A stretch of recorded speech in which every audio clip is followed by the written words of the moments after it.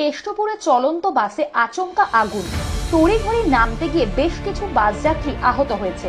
একটি বাইক আরোহীকে পিছন থেকে ধাক্কা মারে বাসটি, তারপর আচমকাই আগুন লেগে যায়। আজ সকালবেলায় ডানকুনি থেকে গড়িয়া রুটের বাসে কেষ্টপুরে আগুন লেগে যায়। উল্টোডাঙ্গাগামী লেনে শর্ট সার্কিটের জেরেই বাসে আগুন লেগেছে বলে জানিয়েছে প্রত্যক্ষদর্শীরা। আধ ঘন্টার মধ্যেই গোটা বাসটাই ভস্মীভূত হয়ে যায়। খবর পেয়ে ঘটনাস্থলে আসে দমকলের দুটি ইঞ্জিন। ঘটনাস্থলে পৌঁছায় বাগুইআটি ট্রাফিক পুলিশ এবং বাগুইআটি থানার পুলিশ। যদিও দমকল আসার আগেই গোটা বাসে আগুন লেগে গিয়েছিল।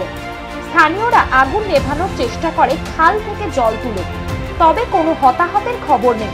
আহত বাসযাত্রী এবং আহত বাইক আরোহীকে চিকিৎসার জন্য স্থানীয় বেসরকারি হাসপাতালে পাঠানো হয়েছে। গোটা ঘটনার তদন্ত নেমেছে দমকল এবং বাগুইআটি থানার পুলিশ।